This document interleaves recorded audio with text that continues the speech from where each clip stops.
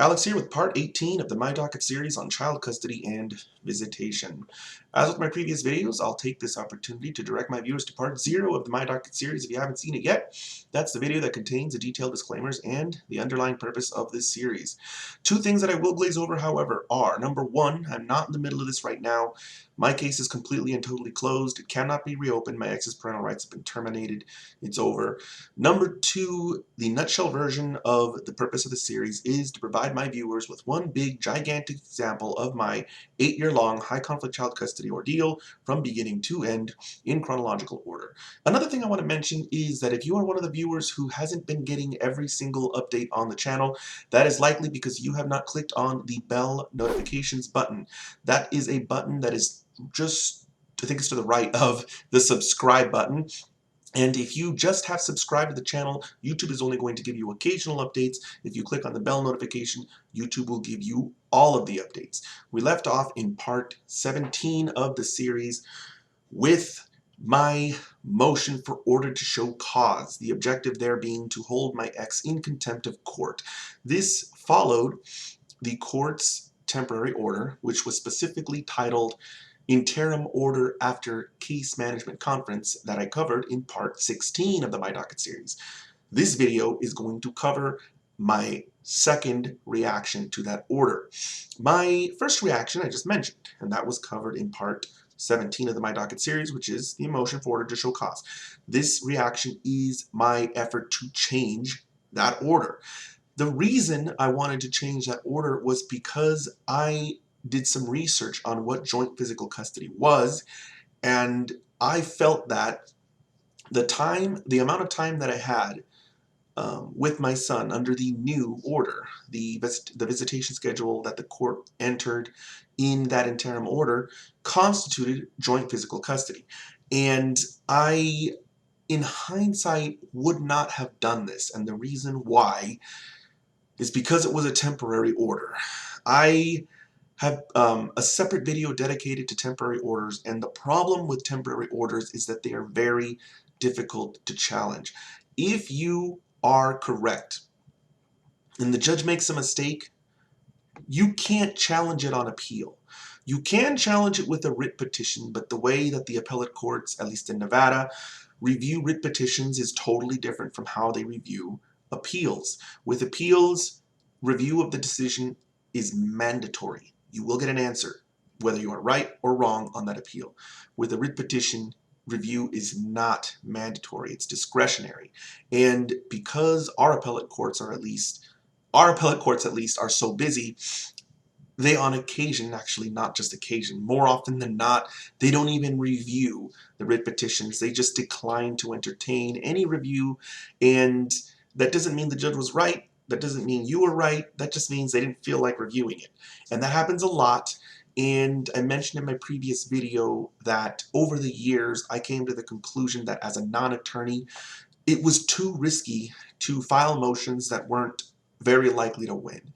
And the reason why is, in my 8 years of experience in representing myself, frequently my ex's attorneys would try to sanction me. They didn't care if I was right or if I was wrong or if the child was being harmed. They just saw me as annoying. I was filing too many papers, and one of the easiest ways to exploit self-representation bias, which is a separate video that I've dedicated to the problem with judges exhibiting bias to self-represented parties. There are many things that they can claim to trigger that bias, but one of them is you're making too much work for the court by filing too many motions. Now, attorneys file motions all the time, but it's their job. They have a license to practice law, and there's very little the judges can do about it because that's how they make their living. That's how their business operates. Us self-represented parties, however, have big fat targets on our back, and when we bring work to the court, it's seen as annoying. They don't understand it. Well, if you know what you're doing, it's easier for them to understand it, but frequently they don't understand it, and the attorneys will exploit that and try to lump you in with all the other people who are representing themselves and characterize you as vexatious, a harasser, and somebody who just keeps filing stuff that never works. So on at least 7 occasions, possibly more, my ex's attorneys tried to have me sanctioned. And on at least one occasion, my ex's attorney tried to have me declared a vexatious litigant. I fended off 5 5 of those motions to impose sanctions, and one of those that I lost I settled on, and the other one that I lost I filed an appeal and won, and that sanction was reversed. It was overturned by the Court of Appeals. So in actuality I really only had to pay one time, and I had settled it down to a very low dollar amount. It was more than half off. I took off like 70–80%. But the problem is that this motion was trying to alter a temporary order. The likelihood of success was low because it was a temporary order, and the likelihood of having it overturned on appeal was even lower. And for those reasons, in hindsight, had I known then what I know now, I wouldn't have even filed it. But to just give a little bit of a spoiler, this motion does ultimately get denied, and the court just dismisses it without even really considering it very deeply. I think it's like a 1 or 2 page order. And I'm not sure what the details of it are, and it's okay because I'm going to go ahead and cover that order specifically in one of the future videos on this series. But I think at this point I've given enough of my mindset that we can actually go ahead and take a look at what I have filed.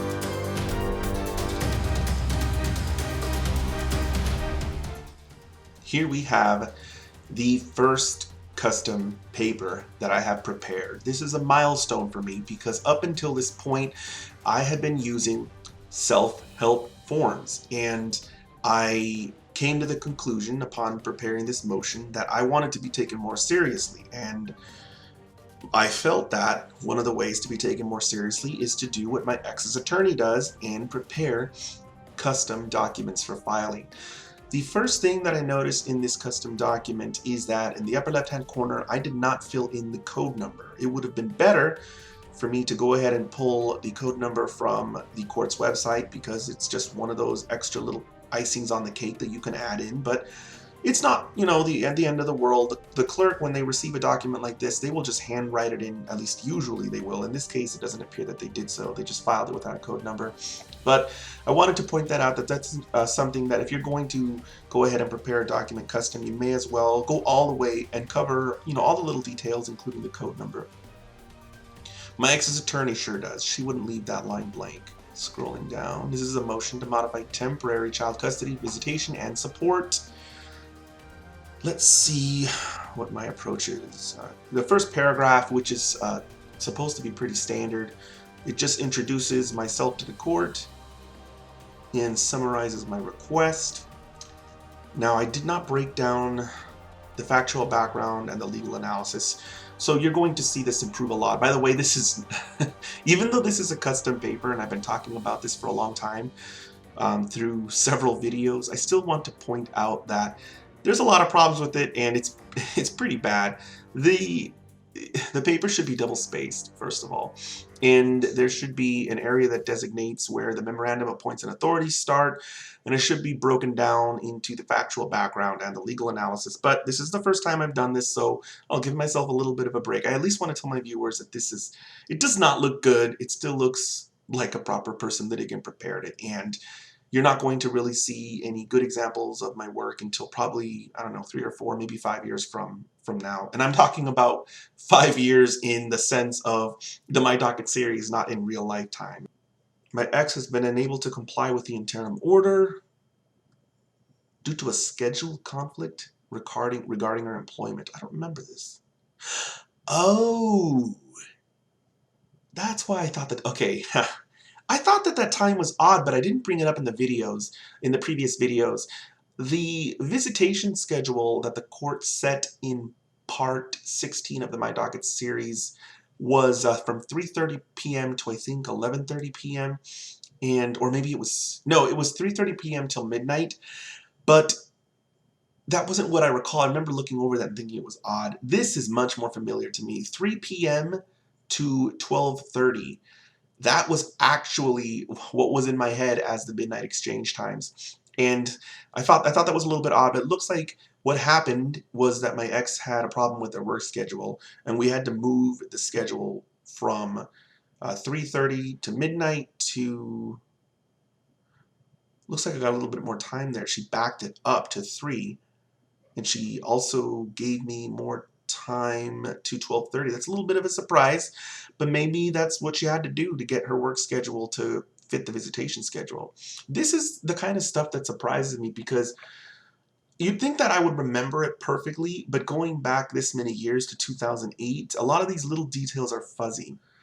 Okay, so here is the Supreme Court of Nevada's definition of joint physical custody. This is what I was talking about earlier, pursuant to Rivero, and this is referring to the 2008 decision, not the 2009 decision. This decision does get changed in about a year, at least about a year from the date of the 2008 decision, and it still awards, or it still indicates that I should have joint physical custody, because it still has the 40% threshold, but there's a whole lot of details missing from that, and I'm going to get into that later on when we actually start to rely on Rivero 2009, but at this time I'm relying on Rivero 2008.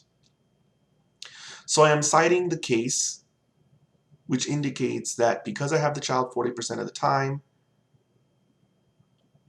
I should have joint physical custody. I counted the hours. In Rivero 2009, this is disallowed. I'm not sure if they mention it in Rivero 2008, though. And I probably broke it down by week. So like, how many hours did I have in a week versus how many hours did she have in a week?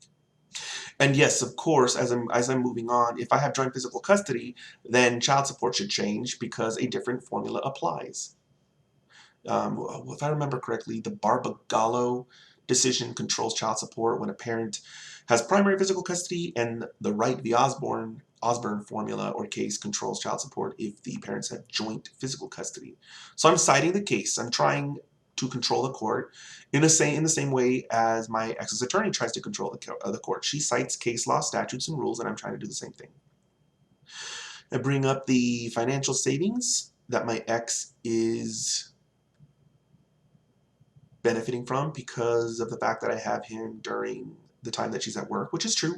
So I guess I'm just trying to let the court know about that, because child support would be altered, it would change, and I'm just trying to let the court know, hey, she's saving a lot of money on childcare, so it's not going to be a big deal. That's not really a legal basis, but I put it in there. The entertainment bonus should not be calculated in my income. So maybe I was wrong. In Part 16 of the My Docket series, I assumed that the court ordered child support at $200 because that's just what I had already been paying. Maybe, and I wish we had a video of that hearing, but they just did not record it. It's just a hearing that they didn't record back in 2008. And if I had a hearing video, I'd remember some of this stuff. But I remember when I was working at Circuit City, I started to get a bonus, and it substantially increased my income. So it appears to me, based on this line in the motion, that the court took that into consideration. And I am telling the court now, on this motion to modify the temporary order, that the entertainment bonus should not be calculated because it's volatile. And that is very true. When I was working at Circuit City, the entertainment bonus was a very novel thing, at least when I was working there. They had not been, giving out bonuses or commission for a long time, maybe even decades. I'm not sure as to the history of Circuit City. I know that initially they did give a commission. Later on, Best Buy became their competitor, and they ended up having to take commission away for several years or possibly decades.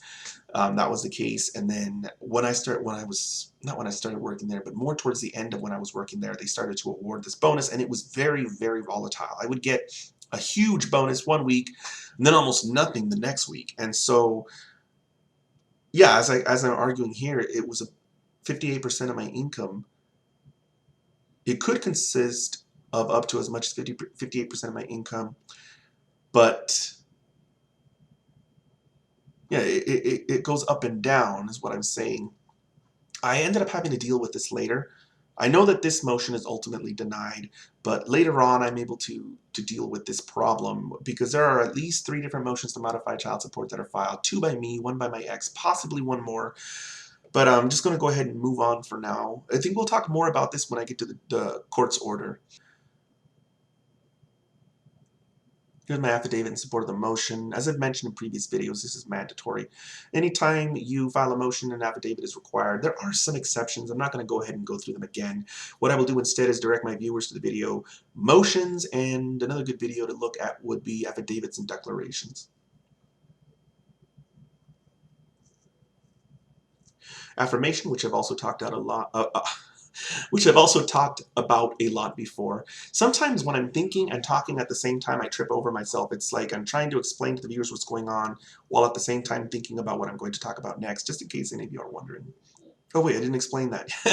The affirmation, it just lets the clerk of the court know that this document doesn't contain a social security number. I've talked about this in greater detail before, but for now, since this is about the 10th time we've gone over one of these affirmations, I'm just going to move on. And the same thing here with the family court.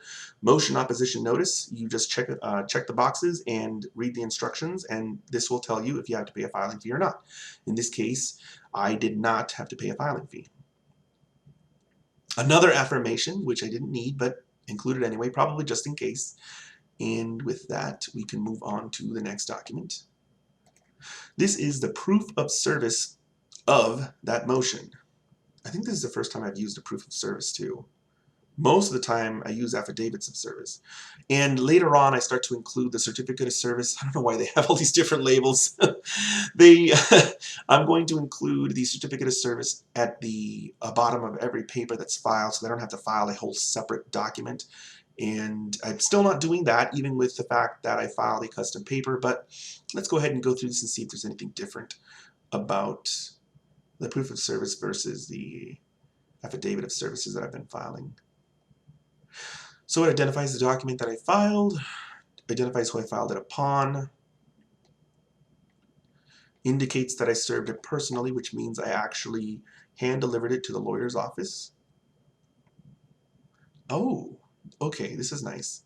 This is a declaration in support instead of using an affidavit. So I did not have to get this notarized. I didn't need a notary seal, and I've talked about this before in quite a few videos, but there's a statute in Nevada, and I haven't memorized it, but I think it's NRS